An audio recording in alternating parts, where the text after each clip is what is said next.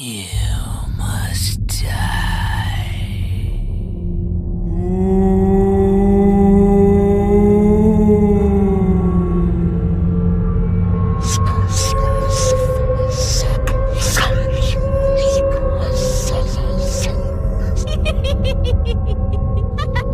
Get out.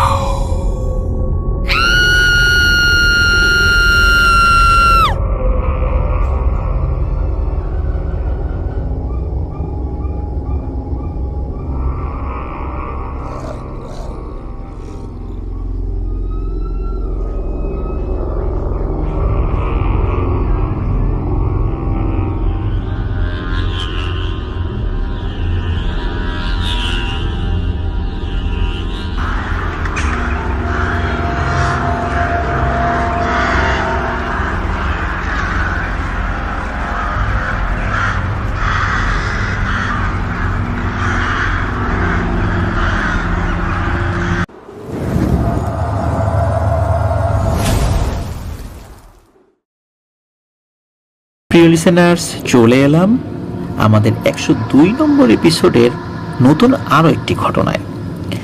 এখন যে ঘটনাটি আপনাদের সাথে শেয়ার করব, এই ঘটনাটি আমাদেরকে পাঠিয়েছেন তামিম ভাই। উনি সৌদি প্রবাসী একজন রেমিটেন্স যোদ্ধা। ওনার দেশের বাড়ি মুন্সিগঞ্জ জেলার টঙ্গিবাড়ি উপজেলার বেতকা নামক গ্রামে। আর এটি আমাদের চ্যানেলে পাঠানো ওনার প্রথম ঘটনা। তো চলুন ঘটনা শুরু করি। ঘটনাটি ঘটেছে ওনার নিজ গ্রামেরই, আর সময়টা 2017 সালের শেষ দিকে। গ্রামের একটু বর্ণনা না দিলে এই ঘটনার মূল বিষয়বস্তু কিন্তু লিসেনারদের বুঝতে অসুবিধা হতে পারে, এই কারণে আমি একটু বর্ণনা দিয়ে নিই।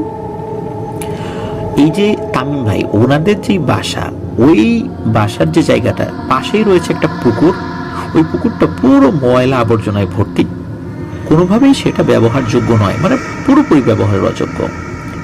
এই পুকুরের 3 পাশ ঘিরে বিভিন্ন বাড়িঘর রয়েছে, আর এক পাশে একটি পরিত্যক্ত কোল্ড স্টোরেজ রয়েছে। আর এই যে কোল্ড স্টোরেজ আর এই ময়লা পুকুর, এই দুটোর মাঝখানে রয়েছে একটি পুরনো তুলা গাছ আর একটি তাল গাছ। পুকুরের উত্তর পাশে যে বাড়িগুলো, তা অধিকাংশই নতুন। আগে নাকি এখানে একটি পরিত্যক্ত ধান সেদ্ধ করার মিল ছিল, মানে চাতাল ছিল, আর ছিল কলা বাগানের ঝোপঝাড় আর কি। দিনের বেলাতেও ওইখানে মানুষজন যেতে চাইতো না। সময়ের পরিবর্তনে আস্তে আস্তে মানুষ সেগুলো পরিষ্কার পরিচ্ছন্ন করে ঘরবাড়ি নির্মাণ করেছে। তো এই যে কলা গাছ, তুলা গাছ, এই কথাগুলো প্রিয় লিসেনার্স আপনারা একটু মনে রাখবেন। এবার চলুন মূল ঘটনার মধ্যে ঢুকে যাই। 2017 সালের শেষ দিকে এই যে তামিম ভাই, উনি তখন মাত্র জেএসসি পরীক্ষা শেষ করেছেন। হঠাৎ একদিন দুপুরবেলা শুনতে পান পাশের বাসার একজনকে নাকি জিনে আসর করেছে। কথাটি শুনে উনি সাথে সাথে সেখানে দেখতে যান। গিয়ে দেখেন যার উপর জিন ভর করেছে তিনি সম্পর্কে ওনার দাদি হন। তো তার কাছে গিয়ে উনি বুঝতে পারেন যে তার আচরণ স্বাভাবিক নয়। তাকে ওনারা যেমনটা দেখে অভ্যস্ত, আজ উনি তার পুরোটাই বিপরীত।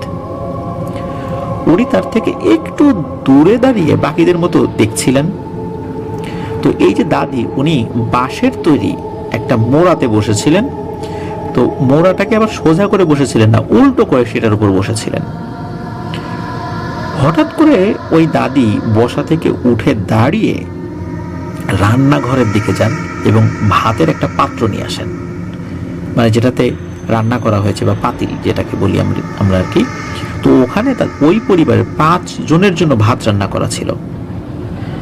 তো ওই পাতিলটা নিয়ে এসে ওই উঠোনের একটা জায়গায় রেখেছেন। আবার রান্নাঘরে যান, গিয়ে একটা কড়াই নিয়ে আসেন, তার মধ্যে মাছ রান্না করা হয়েছিল।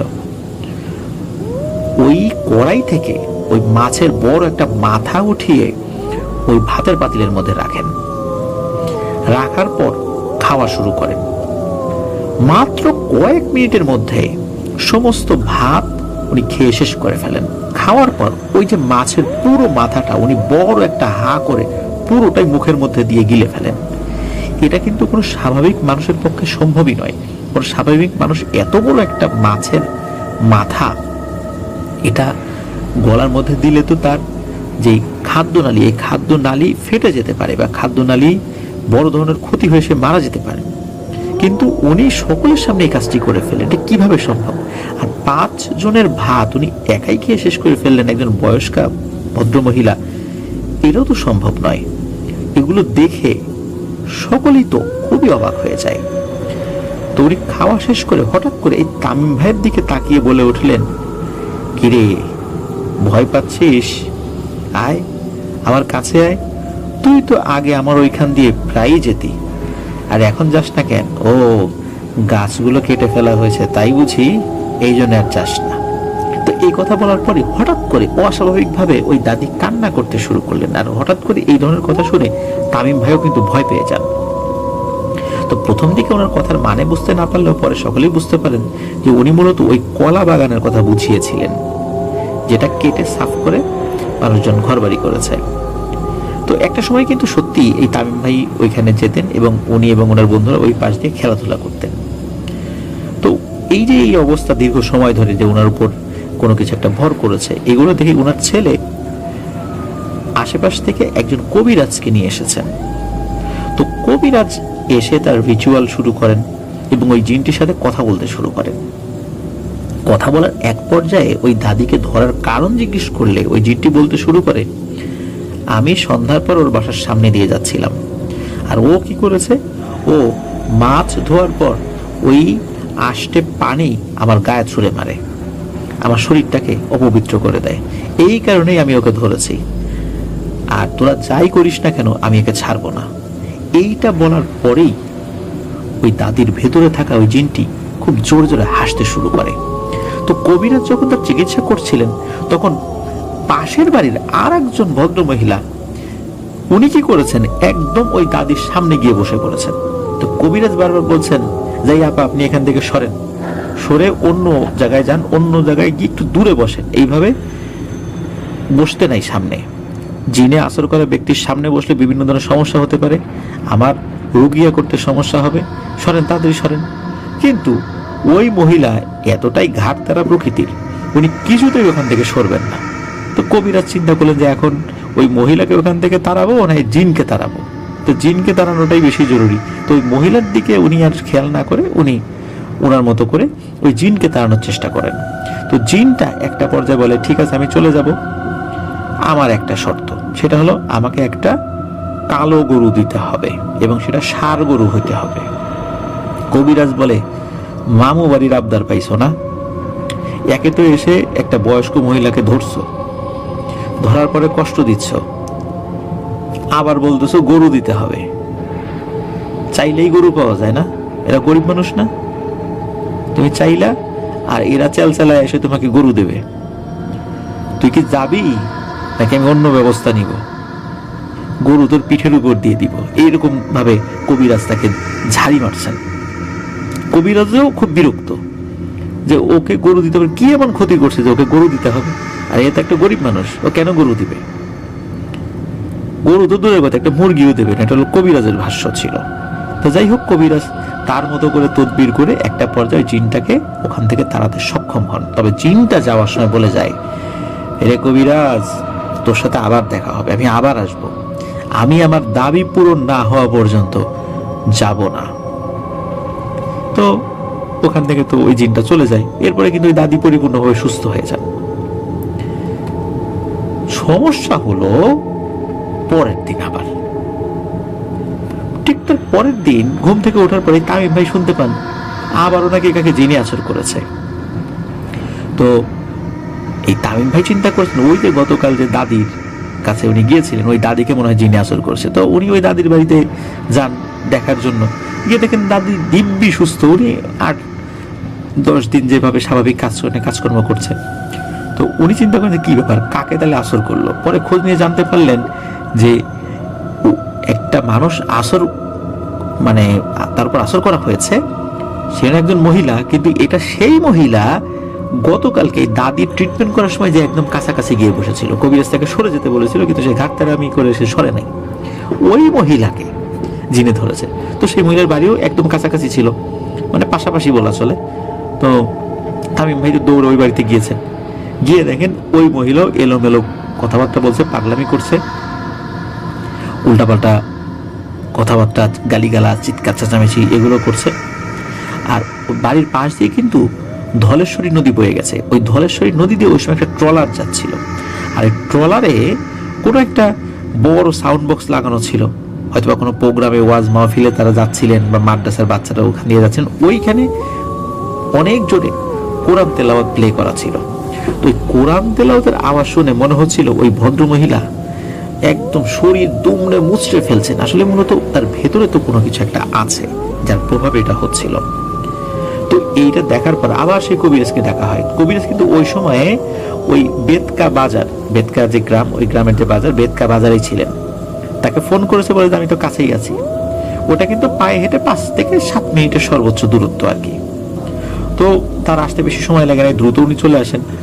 উনি ওই সময় যেহেতু বাজারে ছিলেন, তো কবিরাজ বাড়ির উঠোনে প্রবেশ করতেই ওই যে ওই মহিলা কিন্তু ঘরের মধ্যে ছিল। সে তখনও কবিরাজকে দেখে নাই। কবিরাজ কেবল উঠোনের কাছে এসেছে। ওই মহিলা নাকি তার খাট থেকে এক লাফে নেমে খাটের নিচে থাকা একটা বটি ছিল, লোহার বটি, ওইটা নিয়ে দৌড়ে বাইরে এসে কবিরাজের দিকে ছুড়ে মেরেছে। অল্পর জন্য কবিরাজ বেঁচে গিয়েছিল। কবিরাজের একদম পাশ কাটিয়ে কবিরাজ মানে ওই বটিটা চলে যায়। কবিরাজ তাদেরকে হঠাৎ করে খুব ভয় পেয়ে যান। আর যে মহিলার উপর আসর করা হয়েছে, ওই মহিলা কিন্তু দেখে নাই যে কবিরাজ আসছে। হুট করে তার কাছে কি মনে হলো যে সে চোখের নিচ থেকে এই বটিটা নিয়ে দৌড়ে বেরিয়ে কবিরাজের দিকে ছুড়ে মারল। এটা কিন্তু নিশ্চয়ই জিনের প্রভাবেই হয়েছে। যাই হোক, কবিরাজকে দেখার পর কবিরাজকে উদ্দেশ্য করে বলতে শুরু করে, কিরে কবিরাজ, তুই আবার আসছিস? তোকে তো আমি বলছিলাম গতকালকে যে আমার দাবি পূরণ না হওয়া পর্যন্ত আমি যাব না, আমার বলি লাগবে, বলি। তো এই কথা বলার পর বিকট শব্দে সে হাসতে শুরু করে। তো কবিরাজ আবার তার রুকিয়া শুরু করে। তো সেই জিনটিকে তার পরিচয় জিজ্ঞেস করে। তখন জিনটি বলতে শুরু করে যে আমি আর আমার পরিবার অনেক আগে থেকেই এই এলাকাতে ছিলাম, কোনোদিন আমরা কারো ক্ষতি করিনি। এখানে যখন কলা বাগান ছিল তখন আমরা পুরো পরিবার এই কলা বাগানে ছিলাম। মানুষজন জানতো, আমরা টুকটাক ভয় দেখাতাম কিন্তু কারো ক্ষতি করতাম না। এই কলা বাগান কেটে ফেলেছে, মানুষজন ঘরবাড়ি করেছে, যার ফলে আমার পরিবার এখান থেকে চলে যায়। কিন্তু আমি এবং আমার বোন এইখানে থেকে গেছি। এরপরে এই পাশে থাকা যে তাল গাছ রয়েছে, এই তাল গাছটা দেখি ওই জিনিসটা বলে যে আমরা এখন এখানে থাকি, তোরা এই গাছের নিচেও ঘর বানাইছিস, ঘর বানায় আমাদেরকে বিরক্ত করতেছিস, তাই তোদেরকে এখানে থাকতে দেব না। তো এইগুলা কিন্তু ওই জিনটা বলছে। তো জিনটির সাথে কথা বলার এক পর্যায়ে কবিরাজ বলে যে তুই তো এখান থেকে যা, তো তুই আর এদেরকে বিরক্ত করিস না। তখন ওই জিনটা বলে, আমি তো বলছি যে আমি চলে যাব, আমি তো বলি নাই যে আমি থাকবো, কিন্তু আমার ওই যে শর্ত, আমাকে একটি কালো রঙের প্রাপ্তবয়স্ক ষাঁড় গরু দিতে হবে, তাহলে আমি চলে যাব। তো এই কথা শোনার পর কবিরাজ তাকে বলে যে তুই আজকেও যাকে ধরলি, এই মহিলাও খুব গরিব, গরু তো দূরের কথা, একটা ছাগল দেয়া তো দূরের কথা, একটা মুরগি দেওয়ারও সামর্থ্য তার নাই, তোকে কিচ্ছু দিতে পারবো না। তুই এখান থেকে যাবি নাকি তোকে বোতল বন্দি করবো। নেক্সট টাইম কিন্তু তুই আর কারো উপর প্রভাব বিস্তার করার সুযোগ পাবি না। এই কথা বলার সাথে সাথে ওই কবিরাজ তার মতো করে রুকিয়া শুরু করে দেয়। এবারও এই কবিরাজ ওই জিনটাকে তাড়াতে সক্ষম হয়। তবে এবারও কিন্তু জিনটি যাওয়ার আগে বলে যায় যে মনে রাখিস কবিরাজ, আমি আমার দাবি কিন্তু পূরণ করেই এখান থেকে যাব, তোরা কেউ আমাকে আটকাতে পারবি না। তো জিনটির মুখে কথা শোনার পর ওই কবিরাজ বেশ চিন্তিত হয়ে যায় এবং সবাইকে সাবধানে থাকতে বলে। বিশেষ করে মানে রাতের বেলা আপনারা বের হওয়ার ক্ষেত্রে সতর্কতা অবলম্বন করবেন। এবার আসি ঠিক তার পরের দিনের ঘটনা। তবে ওই দিনই রাতের বেলা যে ঘটনাটি ঘটে সেটা হলো ওই পাশের বাড়ির এক চাচি প্রায় মাঝরাতের দিকে উনি ওয়াশরুমে যাওয়ার জন্য বের হয়েছেন। গ্রামের ওয়াশরুম তো ঘরের বাইরে থাকে। তো ওয়াশরুমে যাওয়ার পর মানে ওয়াশরুমের কাছাকাছি এসেছেন, হঠাৎ করে চিৎকার দিয়ে উনি অজ্ঞান হয়ে যান। তো ওনার চিৎকার শুনে বাড়ির লোকজন বেরিয়ে আসে, তারা ঘুম থেকে জেগে যায়। তো সেখান থেকে তারা উদ্ধার করে ঘরে নিয়ে আসার পর অনেক চেষ্টা করে তার জ্ঞান ফেরানো হয়। তো জ্ঞান ফেরার পর থেকে জিজ্ঞেস করে, তুমি চিৎকার দিয়ে অজ্ঞান হলা কেন? তখন উনি বলছেন যে উনি যখন ওয়াশরুমের দিকে যাচ্ছিলেন তখন হঠাৎ করে নজর পড়ে ওই যে ময়লা পুকুর যেটা ময়লা আবর্জনায় ভরে আছে, ওইখানে যখন নজর পড়েছে তখন উনি দেখেন একজন মহিলা, তার পাশে কালো কুচকুচে রঙের একটা গরু, এই গরুটার গলায় দড়ি আছে এবং ওই দড়ির একটা অংশ ওই মহিলার হাতে রয়েছে। তো ওই কলপারে থাকা যে লাইট, ওই লাইটের আলোতে কিন্তু উনি দূরে ওইটা স্পষ্ট দেখেছিলেন।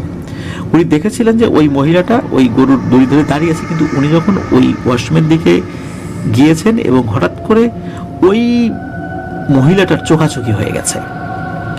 উনি এটাও দেখেছেন যে ওই মহিলাটি, মানে যেটা ওই পুকুরের ময়লা পুকুরের ভিতরে দাঁড়ানো, স্বাভাবিক আকৃতির থেকেও ওই মহিলাটির আকৃতি বেশ লম্বা এবং মনে হচ্ছিল গায়ে ছেঁড়া টাইপের কাপড় চোপড় জড়ানো এবং প্রচন্ড রকমের দুর্গন্ধ চারদিকে ছড়াচ্ছিল।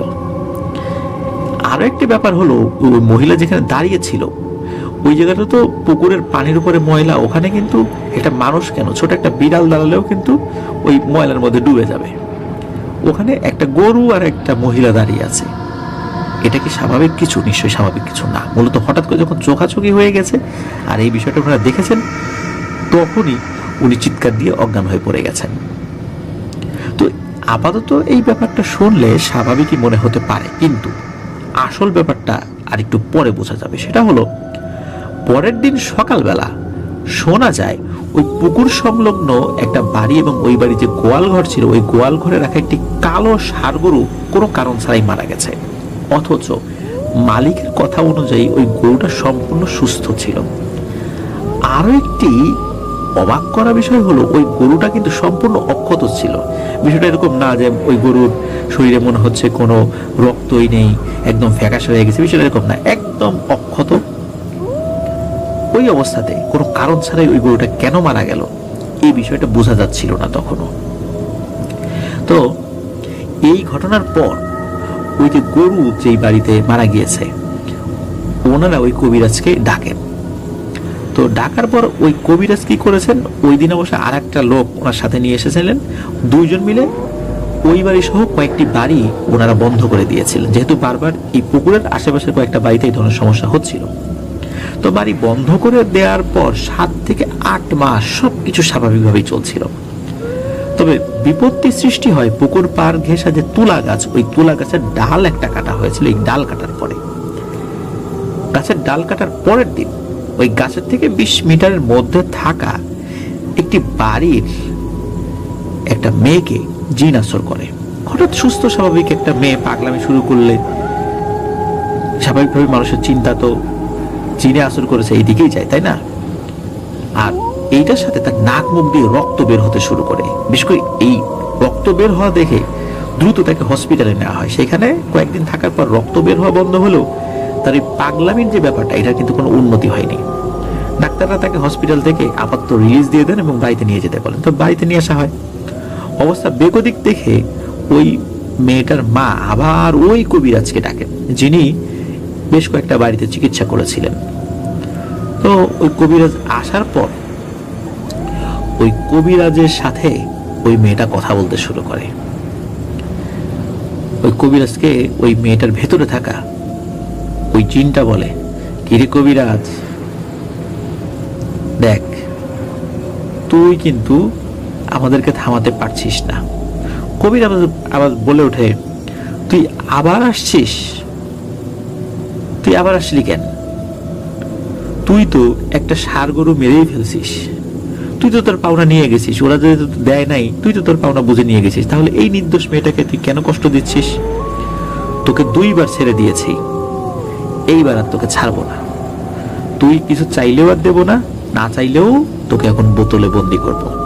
কবিরাজের কথা শুনে ওই মেয়েটির ভেতরে থাকা ওই জিনটা বলতে শুরু করে, ওরে কবিরাজ, তুই ভুল করছিস। তুই যাকে ভাবছিস আমি সে না, আমরা তো 2 বোন। আর তুই যাকে ভাবছিস ও আমার একটা বোন, যাকে তুই 2 বার কষ্ট দিয়েছিস, যার ফলে সেখান থেকে চলে গেছে। আর ওই রাত্রে ওই মহিলা যাকে দেখেছিল সেটা আমারই বোন। আর আমার বোন চলে গেছে, ভেবেছিলাম আমিও চলে যাব, আমার পরিবারের সবাই চলে গেছে। কিন্তু তুই বিশাল বড় একটা ভুল করেছিস।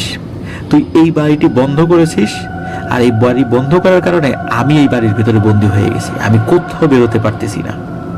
এখন আমাকে তো যাইতে হবে, এই কারণেই আমি এই মেয়েটাকে ধরছি। তুই এই বাড়ির চারদিকে যেই বন্ধ দিয়েছিস এই ফাড়াটা কেটে দে, আমি চলে যাই। আমি এই মেয়ের কোনো ক্ষতি করার উদ্দেশ্যে ধরি নাই, কিন্তু তোরা আমাকে বাধ্য করতেছিস। আমি অনেক চেষ্টা করছি চলে যাওয়ার জন্য, আমি পারতেছি না, আমাকে যাওয়ার ব্যবস্থা কর। তখন কবিরাজ তার মতো করে ওই জিনটাকে ওখান থেকে বিদায় দিয়ে দেন এবং ওই বাড়িটাও আরো ভালো করে বন্ধ করে দেন। তো এভাবেই এই ঘটনাটির সমাপ্তি ঘটে। প্রিয় লিসেনার্স, এই ঘটনাটির মধ্যে কিন্তু বেশ কয়েকটি ব্যাপার রয়েছে। বিশেষ করে এটা কিন্তু হাদিসেও রয়েছে, রাতের বেলা কোনোভাবেই কোনো এঁটো পানি কেন, এমনি পানিও যেন আমরা ঘরের বাইরে ছুঁড়ে না ফেলি। যদি একান্তই ছুঁড়ে ফেলতেই হবে তাহলে আমরা বিসমিল্লাহ বলে ছুঁড়ে ফেলবো, অথবা গলা খাকারি দিয়ে ছুঁড়ে ফেলবো। বিসমিল্লাহ বলে ছুঁড়ে ফেলাটাই উত্তম। যারা ভিন্ন ধর্মাবলম্বী রয়েছেন ওনারা গলা খাকারি দিয়ে একটু কাশি দিয়ে এটা ফেলবেন, তাহলে হবে কি, সামনে যদি কোনো কিছু অদৃশ্য কিছু থেকেও থাকে সেটা সরে যাবে। তারপরে বেসিনে যদি আমরা গরম পানি ঢালি অবশ্যই বিসমিল্লাহ বলে ঢালবো। এই ব্যাপারগুলো আমরা খেয়াল রাখবো। মূলত এই কারণে প্রথম একজনের উপর কিন্তু আসর করেছে। এই দ্বিতীয় ব্যাপারটা আমি কিন্তু এর আগেও বিভিন্ন ঘটনাতে বলেছি, রুকিয়া করার সময় বা জিনে আসর করা কোনো রোগীর ট্রিটমেন্ট করার সময় অবশ্যই আমরা একদম সামনাসামনি বা একদম খুব কাছাকাছি গিয়ে থাকবো না। তাহলে এমনও হতে পারে ওই জিনিসটা সরাসরি আরেকজনের উপর আসর করতে পারে। এই ধরনের ঘটনাও কিন্তু ঘটেছে, এরকম ঘটনাও শেয়ার করেছি। আজকে কিন্তু এই ঘটনার মধ্যে এই ব্যাপারটা আরো একবার ছিল। তো বারবার যখন ওই জিনটি কোনো একটা জিনিস চাচ্ছিল, আমরাও বিভিন্ন সময় দেখেছি যে কোনো একটা জিন যদি কোনো জায়গা থেকে চলে যেতে চায়, সে কোনো কিছু চায়। তো এইটা জিনদের একটা ব্যাপার নিশ্চয়ই, যে তারা কোথাও থাকলে সেখান থেকে চলে যেতে চাইলে কোনো একটা জিনিস চায়, আবার কারো উপর আসর করলে তার থেকে চলে যেতে চাইলে কোনো একটা জিনিস চায়। এটা জিনদের একটা ব্যাপার। এইটা কেন চায়, এটার কিছু কিছু ব্যাখ্যা আমরা বিভিন্ন সময় দেওয়ার চেষ্টা করেছি, কিন্তু একদম সুনির্দিষ্টভাবেই যে কোনো কিছু বলা যায় বিষয়টা এরকম না। তো যাই হোক, এভাবেই কিন্তু ওই জিনটা চলে গিয়েছিল। বিশেষ করে দুই বোনের এক বোন চলে গেল। আমার কাছে এখানে সবচাইতে অবাক এই জায়গাটা করেছে আমার নিজের কাছে, সেটা হচ্ছে যে ওই মহিলা যখন দেখলো যে একজন ময়লা কাপড় চোপড় পরা একটা মহিলা ওই ময়লা পুকুরের ভেতরে, যেখানে কোনো মানুষ দাঁড়াতেই পারে না, দাঁড়ালে ডুবে যাবে, সেখানে একটা গরু নিয়ে দাঁড়িয়েছে, গরুর গলায় দড়ি রয়েছে, দড়ির মাথাটা আবার ওই মহিলার হাতে। ওই মহিলাটা নিশ্চয়ই মানুষ ছিল না, তাহলে সে সাথে করে যে গরুটা নিয়ে যাচ্ছিল, এই গরুটা আসলে কি ছিল? কিন্তু আসল গরু তো গোয়াল ঘরে মারা গেছে। এইটা একটা রহস্যময় জায়গা, এটার ব্যাখ্যা আসলে দেয়া কোনোভাবেই সম্ভব নয়। যাই হোক, ঘটনাটি আমার কাছে ভালো লেগেছে। আশা করছি প্রিয় লিসেনার্স আপনাদের কাছেও এই ঘটনাটি ভয়ের শিহরণ জাগাতে সক্ষম হয়েছে। প্রিয় লিসেনার্স, আপনাদের মাধ্যম দিয়ে আবারও ধন্যবাদ জানাতে চাই আমাদের তামিম ভাইকে। সৌদি আরবে উনি রয়েছেন, অনেক কষ্ট করে ঘটনাটি লিখে পাঠিয়েছেন। আর ঘটনাটি বেদকা গ্রামে ঘটেছিল। বেদকা গ্রামের কেউ যদি থেকে থাকেন তাহলে এই ঘটনাটা সম্পর্কে অবশ্যই আপনারা জেনে থাকবেন। প্রিয় লিসেনার্স, চলুন আমরা চলে যাব আমাদের এবারের 102 নম্বর এপিসোডের পরবর্তী ঘটনায়।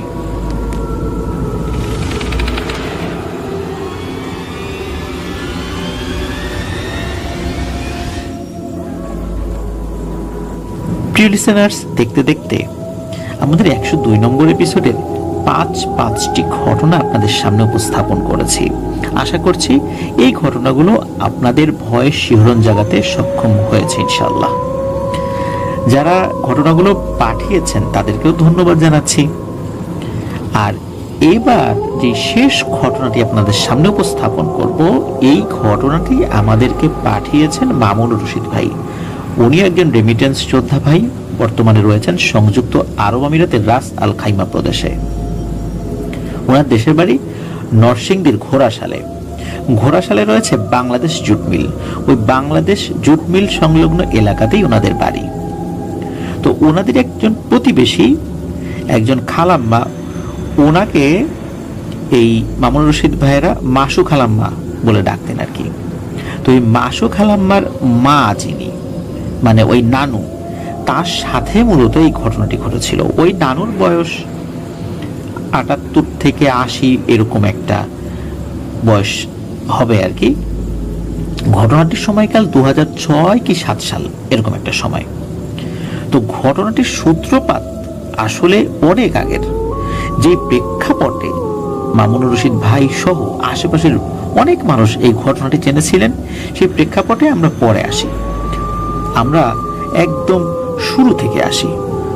এই যে মাসুক আলাম্মার যিনি মানে ওই নানু, ওনার নানুর নামটা আসলে মামুনুর রশিদ ভাই ভাবে বলতে পারেন নাই, তো নানু বলে ডাকতেন। তো ওই নানু কিন্তু বাংলাদেশে জন্মগ্রহণ করেননি, ওনার জন্ম হয়েছিল ভারতের আসামে, মুক্তিযুদ্ধের বেশ আগে। ওনার বিবাহ হলে উনি তখন বাংলাদেশে চলে আসেন। আর এই নানুর বাবা, ওনার কিন্তু ঢাকাতে খুব রেগুলারই আসা যাওয়া ছিল। কারণ হচ্ছে এই নানুর পরিবার তাঁত শিল্পের সাথে জড়িত ছিলেন, বিভিন্ন ধরনের কাপড় লুঙ্গি এগুলো তৈরি করতেন। মানে ওই সময়ের প্রেক্ষাপটে যেই ধরনের কাপড়গুলো বা লুঙ্গিগুলো সাধারণত তৈরি করা হতো, ওই ডিজাইনের কাপড়গুলো ওনারা তৈরি করতেন। এবং বেশ অনেক কাপড় হয়ে গেলে উনি পুরান ঢাকাতে এসে সেগুলো বিক্রি করতেন। তো এইভাবেই চলছিল, বেশ ভালোই চলছিল। ওই নানুর বয়স ওই সময়ে ধরেন 7 কি 8 বছর, এমন একটা সময়। বাচ্চাদের সাথে উনি খেলাধুলা করছিলেন। সময়টা বিকাল আসরের পর, মাগরিবের খুব আগে তা না, একদম আসরের পরপরই ঘটনা আর কি। তো ওনারা মাঠের মধ্যে খেলাধুলা করছিলেন, হঠাৎ করে একটা বাতাসের পাক সৃষ্টি হয়, ছোটখাটো একটা ঘূর্ণিঝড়ের মতো, সাইক্লোনের আকৃতি যেরকম হয়। গ্রামে কিন্তু এগুলোকে বানকুড়ালি বলে, বিভিন্ন জায়গায় বিভিন্ন নাম থাকতে পারে, তবে এটাকে বানকুড়ালি নামেই অনেকে চিনে থাকেন আর কি। আর এই বানকুড়ালির একটি ভিডিও কিন্তু সম্প্রতি আমাদের ফেসবুক গ্রুপে কিন্তু আপলোড করা হয়েছিল। একটি ধান ক্ষেতের মধ্যে বাতাস পাক দিচ্ছে, বিভিন্ন ধানের অংশগুলো সেই পাকের মধ্যে পড়ছে। এগুলো কিন্তু প্রাকৃতিক কারণেও হয়, এটা যে সবসময় প্যারানরমাল বিষয় তা না, প্রাকৃতিক কারণে এগুলো কিন্তু হয়, এটারও ব্যাখ্যা রয়েছে। তো যাই হোক, তো হঠাৎ করে এরকম বানকুড়ালি সৃষ্টি হয়। তো এই বানকুড়ালি যখন সৃষ্টি হয়, গ্রামের বাচ্চারা এটা দেখে ভয় পেয়ে যে যেদিকে পেরেছে দৌড় দিয়ে চলে গিয়েছে। তো এই বানকুড়ালিটা কি করে, আস্তে আস্তে এই নানুর দিকে এগিয়ে আসতে শুরু করে। তো নানু তো ছোট মানুষ, ওই জিনিসটা দেখে ওনার ভালোই লাগে। উনি আবার বানকুড়ালির দিকে এগিয়ে গিয়েছিলেন।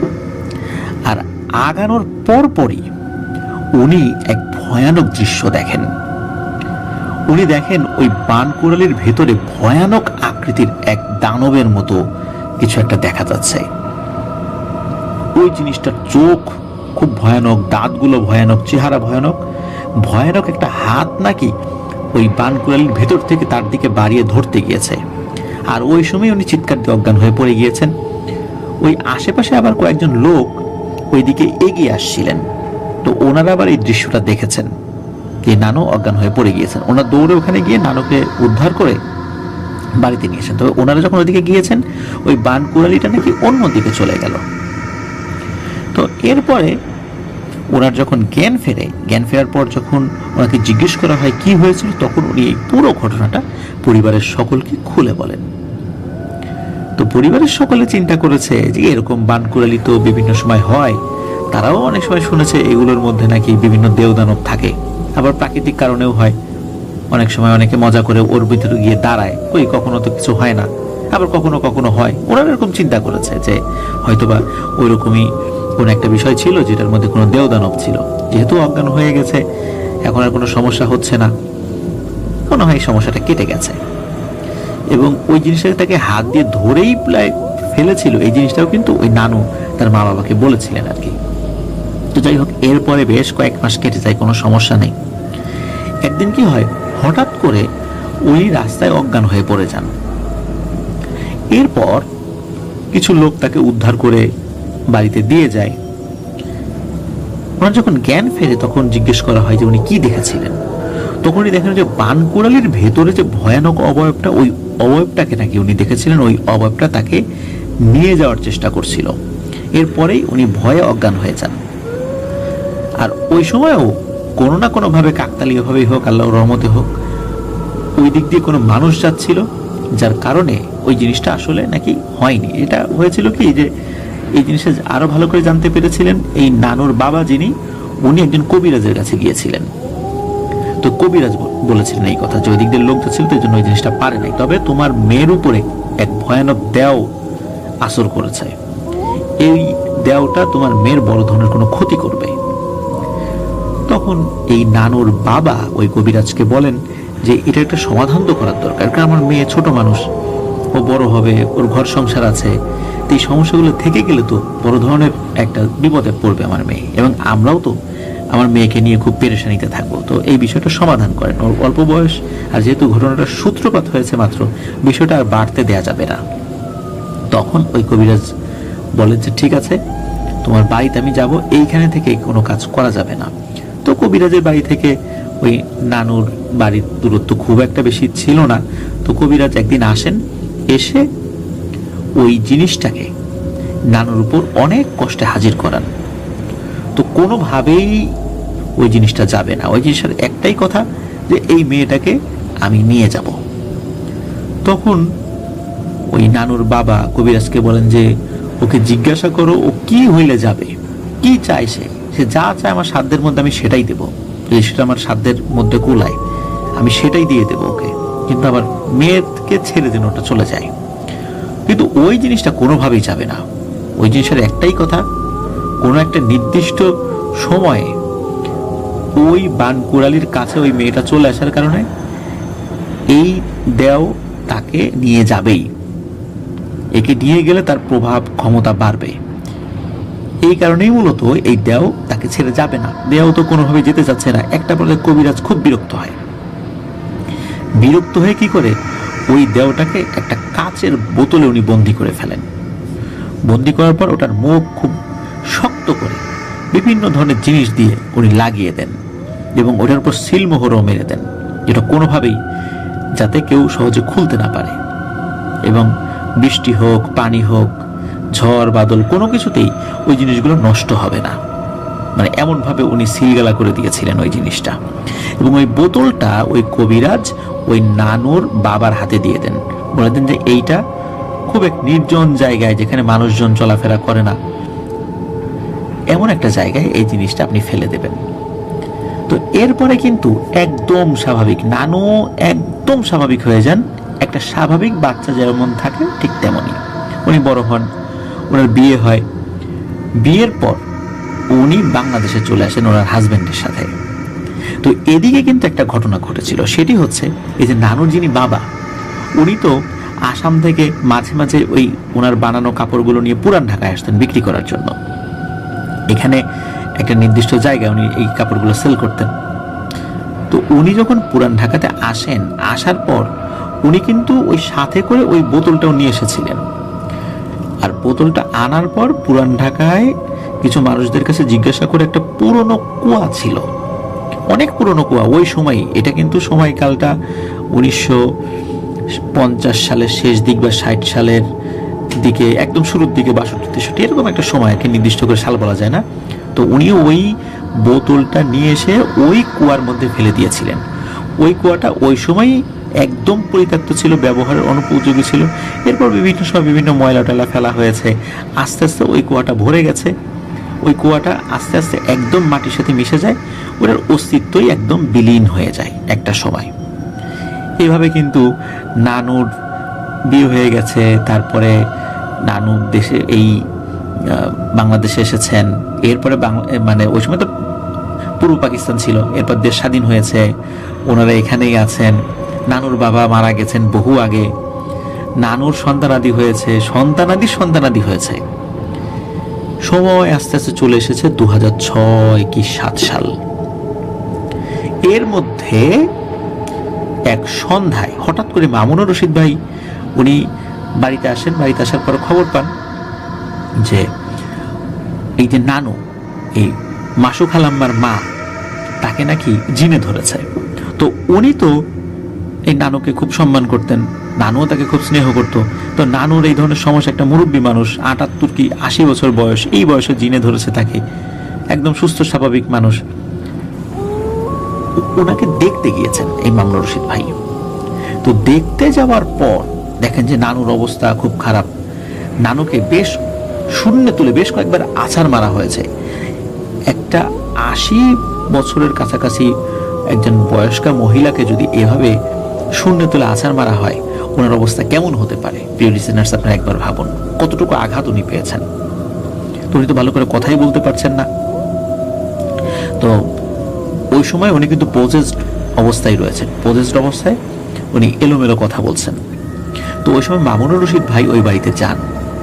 যাওয়ার পর উনি শুনতে পান যে ওই জিনিসটা বলছে, মানে ওই নানুর ভেতর থেকে, যে বহু বছর পর আজ মুক্তি পেলাম, আর এই বুড়িটাকে আমি মেরেই ফেলব, এর জন্যই আমাকে এত বছর বন্দি থাকতে হয়েছে। এখন নানুর যেই সন্তানাদি, ওনারা কিন্তু ছোটবেলার এই বিষয়টা শুনেছিলেন, কিন্তু অনেকটাই ভুলে গিয়েছিলেন। শুনেছিলেন যে তার মায়ের সাথে এই ধরনের একটা ঘটনা ঘটেছিল, তার মা যখন ছোট ছিলেন। তো যখন এরকম এলোমেলো কথা ওনার মুখ দিয়ে বের হচ্ছিল, তখন এই নানুর যেই ছেলে, উনি জিজ্ঞেস করছিলেন যে আমার মার কারণে তুমি বন্দি ছিলা, ঘটনা কি? তখন উনি বলেন যে তোর মায়ের বাবা এই পুরান ঢাকায় এসে একটা কুয়ার মধ্যে একটা বোতল ফেলে দেয়, ওই বোতলের মধ্যে আমি বন্দি ছিলাম। আমি এই বোতলের মধ্যে বন্দি থেকেই ওর বড় হওয়া, ওর বিয়ে হওয়া, ওর সন্তানাদি হওয়া সব খোঁজ খবর পাইছি। আমি খালি অপেক্ষায় ছিলাম কবে আমি বেরোতে পারবো। আর যেই জায়গাটাতে কুয়া ছিল ওই জায়গাটা তো ভরে গেছে। তো ওই জায়গায় একটা বিল্ডিং তৈরি করা হচ্ছে, এবং ওখানকার পিলারগুলো পাইলিং করার সময় যখন খনন কার্য করা হচ্ছিল এক্সক্যাভেটর দিয়ে, তখন মূলত এই কাচের বোতলটা বের হয়ে যায় এবং কোনোভাবে সেটা ভেঙে যায়। আর তখনই আমি মুক্তি লাভ করি। আর মুক্তি লাভ করেই আমি একে এসে ধরেছি, একে তো ছাড়বো না, একে আমি মেরেই ফেলবো।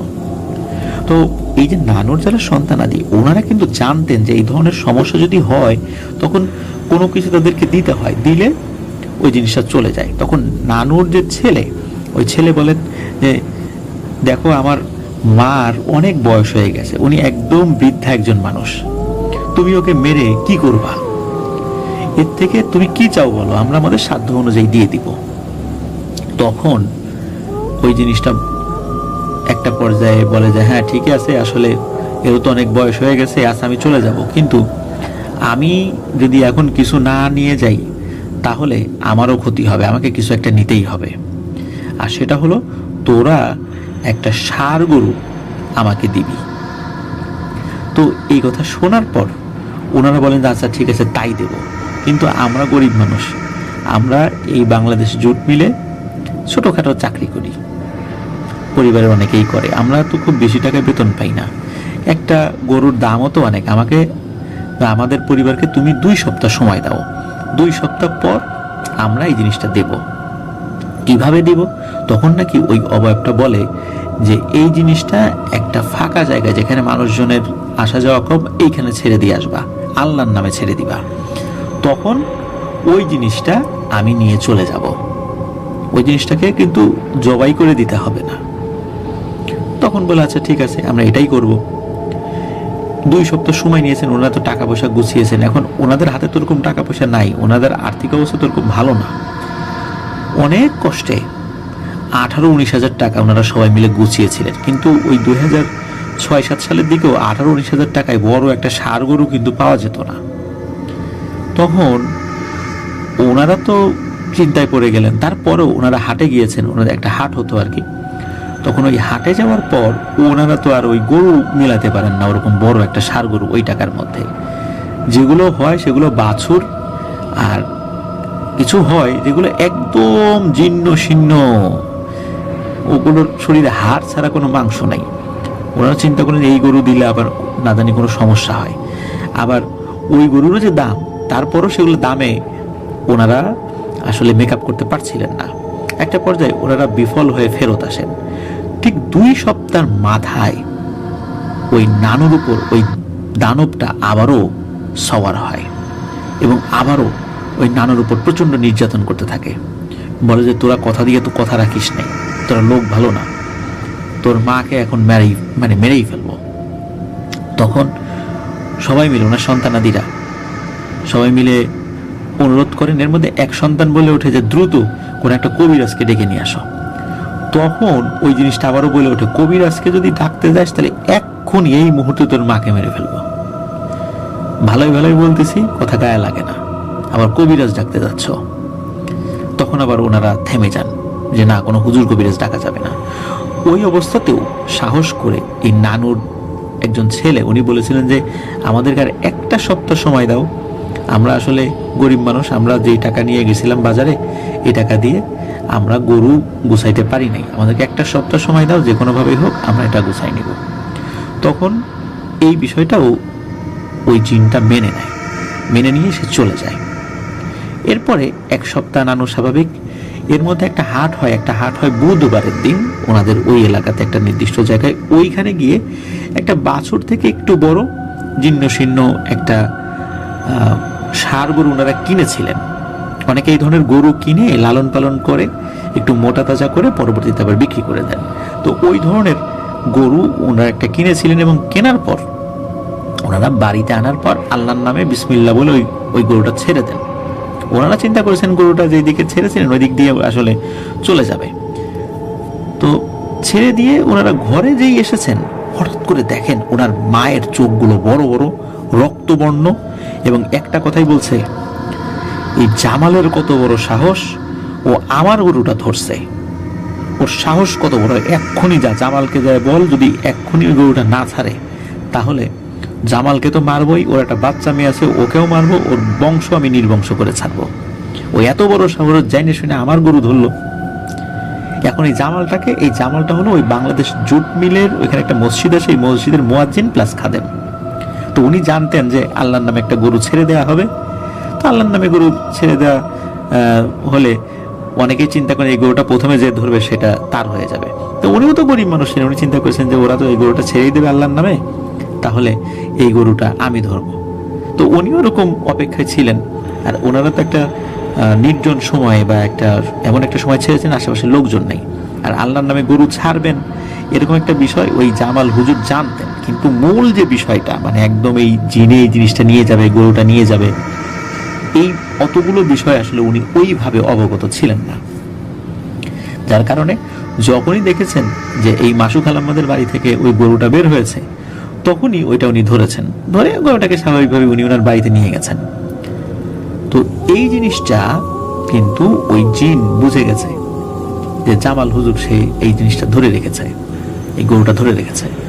এই কারণেই সে এই নানুর উপর পজেসড হয়ে এই বিষয়টা বলেছে। তৎক্ষণাৎ এই নানুর সব ছেলে মেয়ে যারা ওখানে ছিলেন তারা তো দৌড়ে ওই জামাল হুজুরের বাড়িতে গেছেন, গিয়ে দেখেন সত্যি ওই গরুটা উনি বেঁধে রেখেছেন, গরুটার রাত্রে খাবারের জন্য অ্যারেঞ্জ করছেন উনি।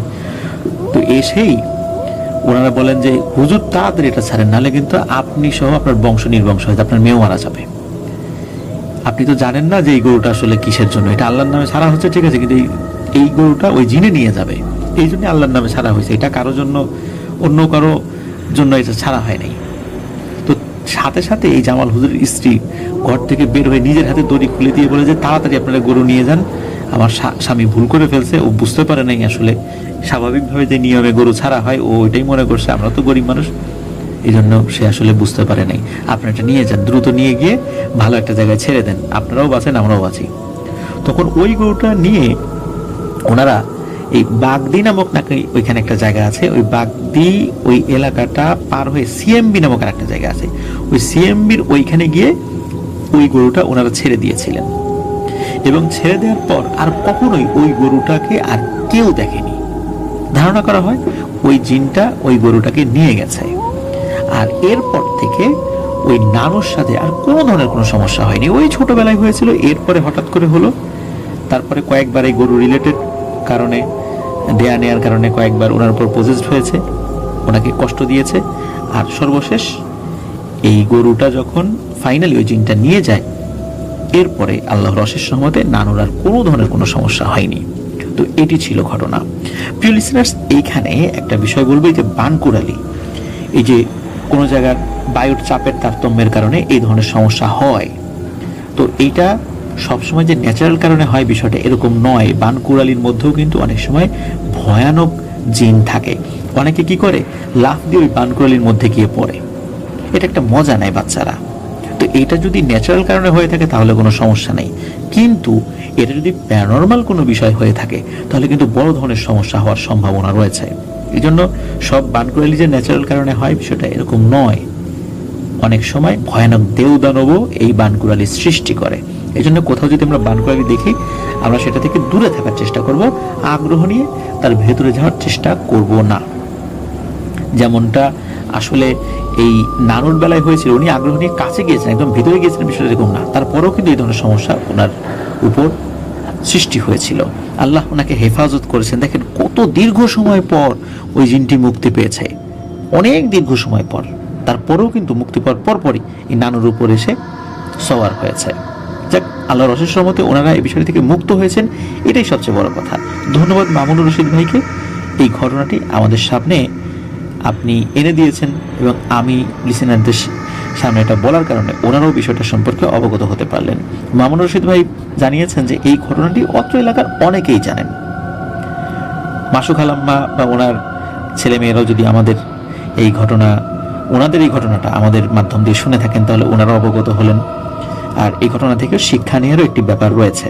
প্রিয় লিসেনার্স, আমাদের এবারের এপিসোড একদম শেষ দিকে চলে এসেছে।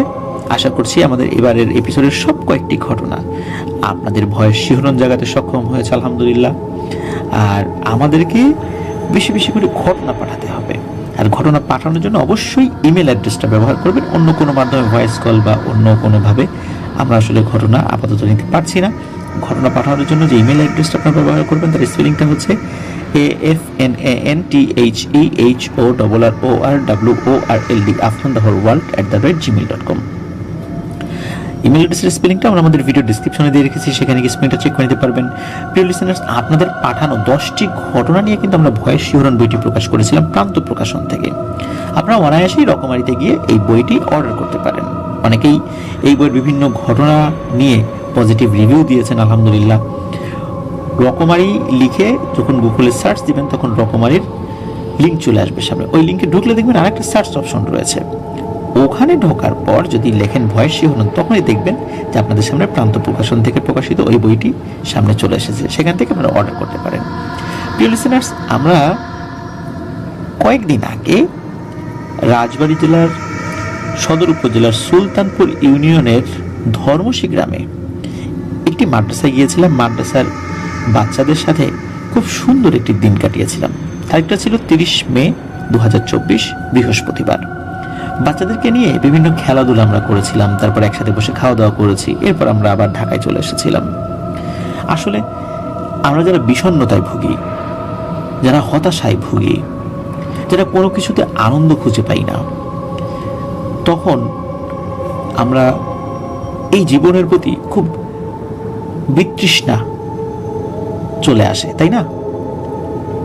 আমরা যদি আনন্দ খুঁজে পেতে চাই সত্যিকার অর্থে, এই জন্য আমি পরামর্শ দিই, যারা আনন্দ বঞ্চিত বিভিন্নভাবে, বিভিন্ন পারিপার্শ্বিকতার কারণে যারা আনন্দ থেকে বঞ্চিত থাকে, অথচ তাদের বঞ্চিত থাকার কথা ছিল না, এমন মানুষদের মুখে, এমন বাচ্চাদের মুখে যদি আমরা একটু হাসি ফোটাতে পারি, আনন্দ এনে দিতে পারি, ওই তৃপ্তিটা যে কি স্বর্গীয় তা শুধু তারাই বুঝতে পারবেন যারা এই ধরনের কাজ করেছেন।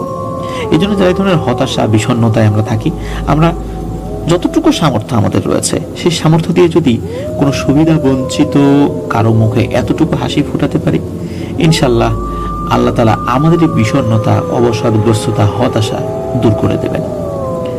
প্রিয় লিসেনার্স, আপনারা খুব বেশি দূর যেতে হবে না, আপনাদের আশেপাশে এমন অনেকে রয়েছেন, শুধু একটু কষ্ট করে খুঁজে বের করতে হবে। আল্লাহ তাআলা আনন্দ এই জিনিসটা শুধু নিজের মধ্যে না রেখে আমাদের সকলের সাথে ভাগাভাগি করে নেওয়ার তৌফিক দান করুন। প্রিয় লিসেনার্স, আমার জন্য দোয়া করবেন, আমার পরিবারের জন্য দোয়া করবেন, আপনাদের জন্য দোয়া রইল, আপনাদের পরিবারের প্রত্যেকের জন্য দোয়া রইল। মহান আল্লাহ সুবহানাহু ওয়া তাআলা আমাদেরকে ভালো রাখুন, সুস্থ রাখুন, নিরাপদে রাখুন, আফনান দ্য হরর ওয়ার্ল্ডের সাথে রাখুন। আগামীকাল ফ্রাইডে স্পেশাল